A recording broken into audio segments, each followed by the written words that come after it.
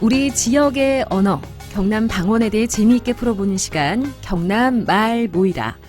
자, 오늘도 경남대 한국어문학과 김정대 명예교수와 함께하겠습니다. 교수님 어서 오세요. 안녕하십니까. 네.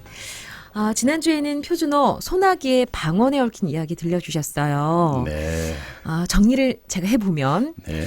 전국적으로 퍼져 있는 이 소내기를 소와 내기로 분석하는 것은 민간 어원으로는 정확한 것이 못 된다. 네. 언어학적으로는 소인하기, 즉 심하게 내리는 비, 이런 뜻을 갖는다. 이런 말씀해 주셨습니다. 그렇죠? 네. 아주 정리를 잘 하셨네요. 네.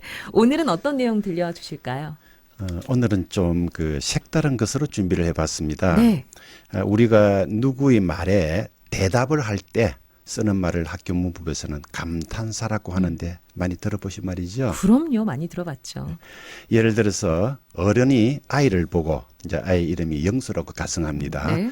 영수야 이렇게 부르면 영수는 어떻게 어른 앞에서 어떻게 대답을 합니까? 어른이 부르셨으니까 당연히 예, 네 이렇게 대답하겠죠. 예, 맞습니다. 그러면 이번에는 영수 친구가 영수를 보고 영수야 하고 불렀다면 이번에 영수는 어떻게 대답할까요? 너무 쉬운 거 아닙니까? 당연히 이런 대답하지 않겠습니까? 예, 바로 그 점입니다. 같이 영수야라고 불렀는데 누구가 부를 때는 예라고 대답하고 누구가 부를 때는 응이라고 이제 대답하는 차이. 네. 이것은 그 상대방이 누군가에 따라서 대답하는 방식이 달라진다는 우리말의 특색 때문에 일어납니다. 네. 영어 같으면은 어른이 부르거나 아이가 부르거나 다 같은 대답인 yes 또는 yeah가 되는 것하고는 차이가 나죠. 그런데요. 그러니까 가령 우리가 밥 먹다 예를 들면 이런 말도 어른들 앞에서는 밥 먹습니다. 이렇게 말을 하죠. 또 친구들 네. 앞에서는 밥 먹는다. 이렇게 말하는 것과 비슷한 현상이죠. 네, 같은 현상입니다. 네. 그 밥 먹다를 예로 드셨으니까 이 얘기를 조금 더 이제 보충해 보면은 밥 먹습니다. 밥 먹는다라고 하는 경우 말고도 밥 먹소, 밥 먹네라고 하는 경우가 더 있죠. 네, 우리 학창 시절에 배웠잖아요. 아주 높임, 예사 높임 이런 표현이 생각이 납니다. 좀 더 자세하게 설명해 주실까요? 네, 그 표준어에서는 이를 네 등급으로 나누는데 네. 학자들에 따라서 그 용어가 조금 다릅니다. 어떤 분은 방금 말씀하신 것처럼 아주 높임, 예사 높임, 예사 낮춤, 아주 낮춤이라는 표현을 쓰고 또 어떤 분은 하십시오체, 하오체, 하계체, 헤라체와 같은 거는 표현을 씁니다. 오늘 저는 이 용어의 타당성 여부와 같은 그 이론적 문제를 따지는 것이 아니라 우리말에는 전형적으로 이런 네 가지 등급으로 된 말의 위계가 있다는 점을 한 번 더 확인하고 이런 네 등급은 경남말에도 존재한다. 그런데 교수님, 우리 경남말은요. 네. 그 표현 방식이 표준어와는 다르지 않습니까? 그렇습니다. 표준어에 적용되는 용어를 그대로 써도 될지 이제 의문이 드는데요. 그러니까 예를 들면 경남말에는 하십시오 이런 말 안 쓰지 않습니까? 그러니까 그게 먼저 궁금해져요. 예, 아주 좋은 지적입니다. 그래서 그 경남말을 언급할 때는 하십시오체 대신에 하이소체라는 말을 쓰는데 네. 그거는 이제 표준어로 공부 열심히 하십시오를 경남에서는 공부 열심히 하이소라고 네. 하기 때문입니다. 그런 측면에서 하오체는 하소체가 되고 또 그 표준어와 용어에서 이제 차이가 납니다만은 그러나 그 하계체하고 헤라체는 표준의 그거하고는 차이가 없습니다. 차이가 없다. 결국 경남말은 상대방이 누군가에 따라서 하이소체, 또 하소체, 하계체, 헤라체 이렇게 네 가지 등급의 표현이 있다 이런 말씀이신 거죠? 네, 그렇습니다.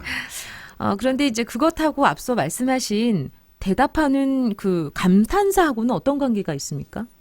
대답을 하는 감탄사도 말의 등급에 따라 달라지기 때문에 당연히 관련이 있습니다. 네.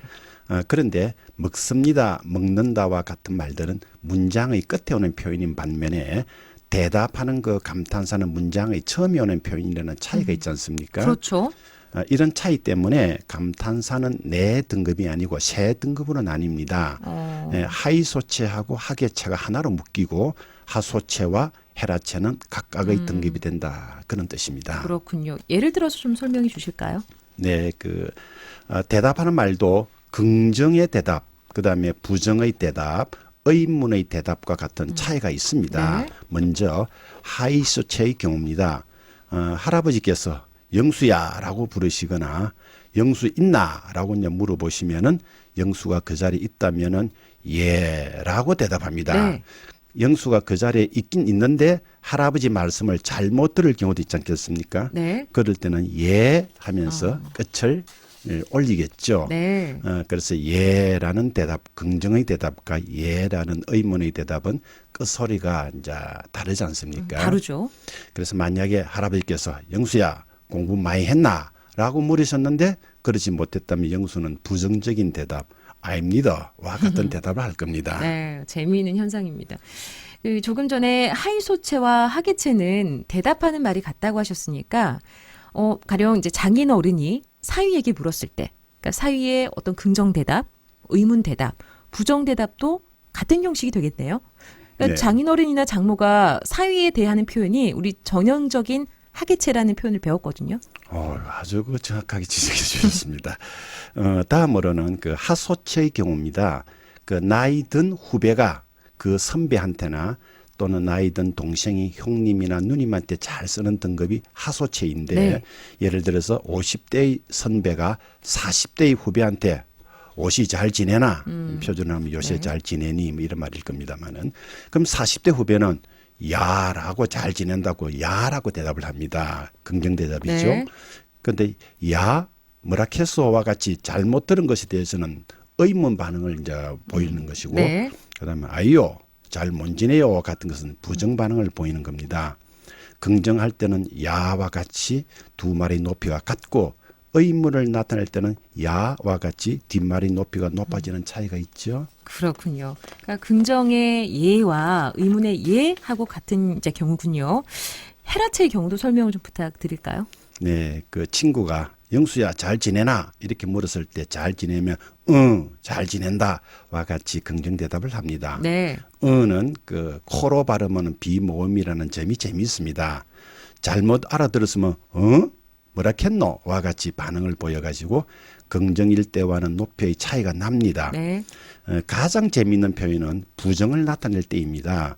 영수야 잘 지내나 이렇게 물었는데 잘못 지내면 옷이 잘 못 지낸다와 같은 표현이 됩니다. 네. 응을 잘 발음하지 못하는 사람은 경남 사람이 아니라고 봐도 좋습니다.